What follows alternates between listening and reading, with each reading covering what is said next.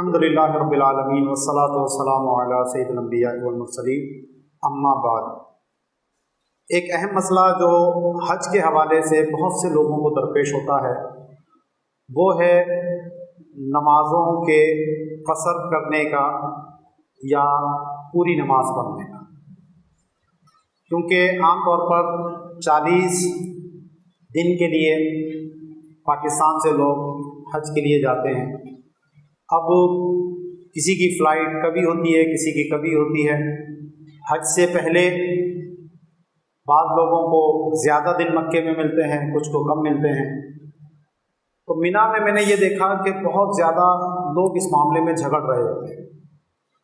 کوئی کہتا ہے کہ جی قصر ہوگا نماز کا، کوئی کہتا ہے جی پوری پڑھی جائے گی، اور اکثر لوگوں کو پوری اس پہ معلومات نہیں ہے۔ تو پہلی بات تو یاد رکھیے کہ اس کا حج سے کوئی تعلق نہیں اس مسئلے کا۔ یہ حج میں ہو یا اس کے علاوہ کہیں اور صورت ہو، تو جواب ایک ہی ہے کہ جب کوئی شخص اپنے وطن سے 92 کلومیٹر یا اس سے زیادہ کے ارادے سے اپنے شہر کی حد کو کراس کرتا ہے، آبادی کو عبور کر لیتا ہے، تو اب وہ قصر کرے گا۔ یعنی جو 4 رکعت والی نمازیں ہیں، ظہر ہے، عصر ہے اور عشاء ہے، تو ان میں وہ 2 رکعت نماز فرض کی ادا کرے گا۔ اگر امام مسافر ہے یا منفرد پڑھے تو 2 ہی پڑھے گا، لیکن اگر مقیم امام کے پیچھے پڑھتا ہے تو پھر امام کے 4 ہونے کی وجہ سے اس کی بھی 4 رکعتیں ہوں گی، یہ 4 ہی رکعتیں ادا کرے گا۔ اب جب تک یہ سفر کر رہا ہے تو قصر کرتا رہے گا۔ اب جب یہ کسی مقام پر جا کر جہاں اس کا منزل تھی وہاں پہنچ گیا اور وہ وطن اصلی نہیں ہے، تو اب یہاں یہ دیکھیں گے کہ اگر اس جگہ، اس شہر، اس گاؤں میں 15 راتیں یکمشت گزارنے کی وہ نیت کرتا ہے تو وہ مقیم ہو جائے گا۔ اب وہ قصر اپنی ختم کر دے گا اور پوری نماز ادا کرے گا۔ اور اگر 15 راتوں سے کم کا اس کا ارادہ ہے، بیچ میں اس نے 1 آدھ رات کہیں اور گزارنی ہے، پھر وہاں سے دوبارہ واپس یہاں آئے گا، یکمشت 15 راتیں نہیں ہو رہی، لگاتار 15 راتیں نہیں ہو رہی، تو وہ ابھی مسافر ہی ہے۔ اور جب مسافر ہے تو اس پہ سفر کے ہی احکام لاگو ہوں گے، یعنی وہ نمازوں میں قصر بھی کرے گا، اور مسافر پر قربانی واجب نہیں ہوتی تو وہی حکم اس کا یہاں پر بھی لگے گا۔ جو 15 دن کہا جاتا ہے تو دن سے مراد وہاں رات ہے، کیونکہ دن میں تو انسان اپنے گھر سے باہر ہی ہوتا ہے۔ اصل اعتبار راتوں کا ہے، کیونکہ انسان دن بھر کاروبار میں لگا ہوتا ہے، لیکن پوچھو بھائی کہاں رہتے ہو، تو جہاں رات گزارتا ہے انسان اپنا ٹھکانہ وہ بتاتا ہے، جی فلاں جگہ رہتا ہے، حالانکہ وہاں رات کو جاتا ہے، باقی دن بھر کہیں کہیں گھومتا رہتا ہے۔ تو اس لیے اعتبار جو ہے وہ راتوں کا ہے، 15 راتیں لگاتار ہوں، اور دوسری شرط یہ ہے کہ ایک ہی جگہ پہ ہوں۔ جیسے ایک شہر ہے تو اگر وہ 2 مختلف شہروں میں، یا ایک شہر ہے اور اس سے قریب کوئی دوسری بستی ہے جس کی اپنی علیحدہ حیثیت ہے اور وہ اس شہر کا حصہ نہیں ہے، تو وہ مسافر ہی رہے گا۔ اب یہاں مسئلہ یہ درپیش ہوا کہ مکہ ایک پورا شہر ہے، یہ ایک وادی ہے، چاروں طرف پہاڑ ہیں، پہاڑوں کے بیچ میں یہ ایک شہر بنا ہوا ہے، آبادی ہے۔ اس سے متصل جب پہاڑ پار کرتے ہیں تو مینا کی وادی آتی ہے، جو تقریباً مکے سے ہم دیکھیں تو 7-8 کلومیٹر کا تقریباً فاصلہ بنتا ہے۔ اب ہمارے جو متقدمین فقہا ہیں، آپ جتنی بھی فقہ کی کتابیں اٹھا کر دیکھیں گے تو سب کے اندر یہی مسئلہ لکھا ہوا ہے کہ منی ایک علیحدہ جگہ ہے اور مکہ ایک علیحدہ جگہ ہے۔ اس لیے اگر کوئی شخص حج پہ یعنی منی جانے سے پہلے اس کو 15 راتیں مکے میں مل رہی ہیں تو وہ مقیم ہوگا، لیکن اگر اس کو منی جانے سے پہلے 15 راتیں نہیں مل رہی تو وہ مسافر ہوگا۔ منی کی راتیں مکے میں گزارے کی راتیں شمار میں نہیں آئیں گی، وہ ایک علیحدہ جگہ ہے۔ تو اس لیے اس کی مثال انہوں نے ایسی دی جیسے کوفہ اور ہیرا 2 شہر تھے بالکل متصل ہیں، یا آج اگر ہم پاکستان کے حساب سے دیکھیں تو راولپنڈی اور اسلام آباد، راولپنڈی الگ شہر ہے، اسلام آباد ایک الگ شہر ہے۔ تو اگر کوئی شخص کراچی سے گیا پنڈی، 12 راتیں اس نے پنڈی میں گزارنی ہے، 3 راتیں اس نے اسلام آباد میں گزارنی ہے، یا 4 راتیں گزارنی ہے، تو وہ مقیم نہیں ہے، وہ مسافر ہے، کیونکہ ایک ہی شہر میں ایک ہی جگہ پہ اس کی 15 راتیں نہیں ہوں گی۔ پنڈی کی اپنی ایک علیحدہ حیثیت ہے اور اسلام آباد کی اپنی ایک علیحدہ حیثیت، دونوں عرف میں الگ الگ شہر ہیں۔ تو ایسے ہی اس وقت کوفہ اور ہیرا جو تھے وہ 2 الگ الگ شہر تھے ایسے ہی قریب قریب بالکل۔ تو اس کی مثال ہمارے فقہا نے بیان کی کہ اگر کچھ دن وہ کوفہ میں گزارے، کچھ دن ہیرا میں گزارے، تو یہ یکمشت اگر 15 دن ایک جگہ پر نہیں ہو رہے اس کے تو وہ مسافر ہی رہے گا۔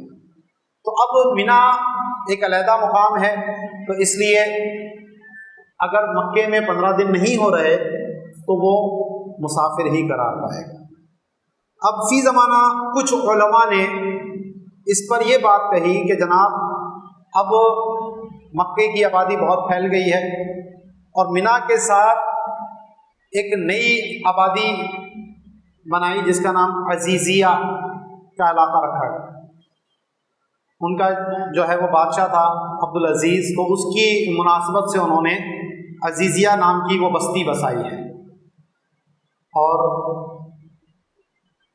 پاکستانی جو ہمارے اکثر حاجی جاتے ہیں جو گورنمنٹ کے تحت، تو ان کی جو رہائش گاہ ہوتی ہیں وہ عزیزیہ کے علاقے میں ہوتی ہیں۔ اس عزیزیہ کی بھی 2 ہیں، عزیزیہ جنوبیہ ہے اور ایک عزیزیہ شمالیہ ہے۔ تو یہ بالکل منی ہے، منی کے پیچھے کی طرف ایک روڈ چل رہا ہے، وہ عزیزیہ کا مین روڈ کہلاتا ہے، اور اس روڈ کے ساتھ ایک پہاڑ ہے، پہاڑ کے دوسری طرف منی ہے۔ اچھا، درمیان میں انہوں نے ٹنل نکال دی ہے۔ پہلے ظاہر ہے یوں گھوم کے جانا پڑتا تھا، وہ جہاں رمی جمرات کرتے ہیں ہم، منی کا وہ اختتامی ایریا ہے، تو وہاں سے وہ پہاڑی علاقہ نہیں ہے، تو ادھر سے منی سے مکے کی طرف پھر آیا کرتے تھے، وہ راستہ ہوا کرتا تھا۔ باقی یہ جو درمیان میں ہے تو وہ ابھی بھی ظاہر پہاڑ موجود ہیں۔ تو اس کے لیے انہوں نے کیا کرا کہ ان پہاڑوں میں سرنگ نکال دی ہے، اور وہ سرنگ بھی کوئی چھوٹی نہیں ہے، تقریباً 700-800 میٹر یعنی 1 کلومیٹر کے لگ بھگ وہ سرنگ ہے۔ اسی طرح ایک دوسرا جو جہاں سے منی کا بالکل اختتام ہوتا ہے، تو وہاں پر بھی اونچا ایک پہاڑی تھی، چھوٹی پہاڑی تھی، تو اس کو انہوں نے بالکل یوں اونچائی کر کے روڈ بنا کر پھر وہ اترائی میں روڈ نیچے اترتا ہے، یعنی پہاڑی کے اوپر روڈ بنا کر ایسے بنا دیا، تو وہاں پر بھی کوئی آبادی نہیں ہے، درمیان میں پورا یہ روڈ ہے، روڈ پہ گاڑیاں چلتی ہیں، اس کے بعد یہ پہاڑ کے اندر سرنگ پار کر کے آپ منی میں پہنچتے ہیں۔ تو بعض علماء نے یہ کہا کہ جی کیونکہ منی سے آبادی بالکل متصل ہو گئی ہے اور اس لیے اب یہ ایک ہی شہر ہو گیا ہے۔ اور دوسری بات انہوں نے یہ کہی کہ جناب کیونکہ جو منی کے معاملات کی دیکھ بھال ہے وہ مکے کی بلدیہ ہی کرتی ہے۔ کچھ لوگوں نے وہاں خط لکھ کر وہاں سے پوچھا بھی، تو جی انہیں بتایا کہ جو منا کے انتظامات ہیں، جو جسے بلدیہ کہتے ہیں، جیسے کراچی شہر ہے تو اس کے جتنے بھی علاقے ہیں ان سب کی صفائی ستھرائی اور دیگر سیوریج وغیرہ کے معاملات وہ ایک بلدیہ دیکھتی ہے، بلدیہ کراچی جس کو ہم کہتے ہیں۔ تو ایسے ہی وہاں مکے کی جو بلدیہ ہے وہی اس سب کے معاملات بھی دیکھتی ہے۔ تو اس کی بنیاد پہ انہوں نے کہا کہ جی جب چونکہ بلدیہ ایک ہی ہے تو اس لیے یہ بھی اس وقت دونوں موضع ایک ہی قرار پائیں گے، اور جب ایک ہی قرار پائیں گے تو اب مکے کی راتیں اور منا کی راتیں ملا کر اگر 15 دن ہو رہے ہیں تو وہ مقیم کہلائے گا، مسافر نہیں کہلائے گا۔ تو کچھ علماء نے یہ باتیں کہیں اور اس وجہ سے انہوں نے فتویٰ دیا کہ جناب وہاں نماز پوری پڑھی جائے، قصر نہ کی جائے، لیکن ان کا یہ فتویٰ جو ہے وہ درست نہیں ہے۔ وجہ اس کی یہ ہے کہ آبادی کا اتصال جس طرح وہ کہہ رہے ہیں اس طرح نہیں ہے۔ درمیان میں پہاڑ موجود ہے اور کتنا لمبی سرنگ ہے وہ بھی میں نے آپ کو بتا دی۔ تو ہمارے فقہا نے واضح طور پر لکھا کہ جب شہر کے ساتھ بالکل آبادی متصل ہو تو قصر کرنے میں اس آبادی کے خروج کا بھی اعتبار کیا جائے گا، لیکن آبادی جہاں ختم ہو جائے اور اس کے بعد اگر درمیان میں کوئی خلا آتا ہے، خالی جگہ آتی ہے اور اس کے بعد پھر کوئی آبادی آتی ہے، تو یہ دیکھیں گے کہ اگر درمیان میں غلبے کی مقدار ہے، یعنی اتنی بڑی جگہ ہے خالی جگہ جس کو غلبے کی مقدار انہوں نے کہا، اور غلبے کی مقدار 400 قدم بنتی ہے، 400 قدم، تو 400 قدم اگر خالی جگہ آ گئی آبادی کے بعد، اس کے بعد پھر کوئی دوسری آبادی آ رہی ہے، تو اس آبادی سے تجاوز کرنا، اس آبادی کو عبور کرنا لازم نہیں ہے، آپ قصر شروع کر سکتے ہیں کہ اب وہ آبادی کا انقطاع ہو چکا ہے۔ تو یہاں پر 400 قدم اب کتنے بنیں گے؟ ایک قدم اگر آپ 1.5 فٹ کا لگا لیں، 2 فٹ کا بھی لگا لیں، کوئی لمبے قدم لے کے چلنے والا ہے، تو کتنے بن گئے وہ 800 فٹ۔ 800 فٹ کے کتنے گز بنیں گے؟ تقریباً 250 کے قریب۔ اور یہ جو میں سرنگ آپ کو بتا رہا ہوں کتنی لمبی ہے؟ ظاہر ہے اس سرنگ میں کوئی آبادی تو ہے نہیں، ٹھیک ہے نا؟ تو یہ تو کتنی بڑی لمبی سرنگ ہے۔ پھر وہ جو میں روڈ کا حصہ بتا رہا ہوں آپ کو، وہ جو پہاڑی اور وہاں پر بھی کوئی آبادی نہیں، وہ صرف ایک راستہ سا ہے، اس کے متصل کوئی آبادی نہیں، صرف نیچے اس کے روڈ گزرتا ہے۔ ہاں جو بن داؤد شیشہ والی سائڈ ہے جہاں منا ختم ہوتا ہے وہاں بالکل روڈ اس کے متصل آتا ہے، لیکن اس کے سائڈوں پہ وہاں عمارتیں موجود ہیں، تو اس طرف سے تو اتصال آ سکتا ہے، لیکن یہ جو پورا اتنا بڑا 3 میل لمبا اور 3 میل چوڑا جو منا کا میدان ہے، تو یہاں تو کوئی ایسی آبادی نہیں ہے، اور منا میں آج بھی آبادی نہیں ہے، سوائے چند دفاتر وغیرہ بنے ہوئے ہیں جو رابطہ عالم اسلامی کے ہیں، یا ایک آدھ کوئی ہاسپٹل ہے جو سارا سال رہتا ہے، لیکن ظاہر ہے وہ آبادی نہیں کہلاتی۔ عمومی آبادی آج بھی وہاں نہیں ہے۔ تو جو اس کا اسٹیٹس ہمارے فقہاء نے جس طرح بیان کیا، آج اس میں بظاہر کوئی فرق نہیں پڑا ہے، تو اس لیے جو حکم فقہ احناف نے بیان کیا وہی حکم آج بھی برقرار رہے گا۔ دوسری بات جو انہوں نے بلدیہ والی دلیل پیش کی، تو یہ بھی انتہائی کمزور دلیل ہے۔ وجہ اس کی یہ ہے کہ ظاہر سی بات ہے کہ جس وقت ہمارے فقہاء نے یہ مسائل لکھے تھے تو اس وقت بھی مکے میں کوئی نہ کوئی تو حکمران ہوتا تھا، بلدیہ کے نام سے نہیں ہوتا تھا، گورنر کے نام سے ہوگا، کوئی امیر کے نام سے ہوگا، اور ظاہر سی بات ہے کہ کوئی منا کے لیے علیحدہ سے امیر تو کوئی ہوتا نہیں تھا اس وقت۔ جو منا ہے، مزدلفہ ہے، عرفات ہے، تو جو مکے کا گورنر ہوتا تھا، مکے کا امیر ہوتا تھا، یہ سب اسی کے ماتحت آتے تھے، اسی کے اختیار میں آتے تھے۔ تو اس کے باوجود وہ اس دونوں جگہوں کو علیحدہ علیحدہ شمار کر رہے ہیں، تو صرف بلدیہ ایک ہو جانے سے 2 جگہ ایک نہیں ہو سکتی۔ جیسے اس وقت بھی حکومت 2 جگہ ہونے سے کوئی وہ ایک حکومت نہیں بن جاتی، وہ الگ الگ ہی رہیں گے۔ تو یہ دلیل بھی کافی نہیں ہے کہ جس کی بنیاد پر ہم منا اور مکے کو ایک آبادی قرار دیا۔ پھر یہاں ایک اور بات بھی ہے جس کی طرف میں نے دیکھا کسی نے بھی اس پہ کلام نہیں کیا۔ چلیں مینا کی آبادی کو ہم بالفرض مان لیتے ہیں کہ مکے کے ساتھ متصل ہے، اور یہ کہہ دیتے ہیں کہ جی مینا جو ہے یہ فنا مصر کے اندر آ جائے گا، اس لیے فنا کا بھی اعتبار ہوگا۔ لیکن اس مینا کے ساتھ مزدلفہ کا میدان بھی ہے، اور اس ایام حج میں ایک رات ہم نے مزدلفہ میں بھی گزارنی ہے۔ جو 9 کو میدان عرفات ہم جائیں گے، وہاں سے جب واپس آئیں گے تو یہ رات ہم نے کہاں گزارنی ہے؟ مزدلفہ میں گزارنی ہے۔ تو یہ مزدلفہ جو ہے یہاں تو کوئی آبادی متصل نہیں ہے، یہاں تو آج بھی آبادی قریب قریب نہیں ہے۔ چلیں مینا کا تو آپ نے وہ بات کر دی، تو مزدلفہ کا کیا کریں گے؟ تو اگر مزدلفہ میں تو ایک رات گزاری تھی آپ نے،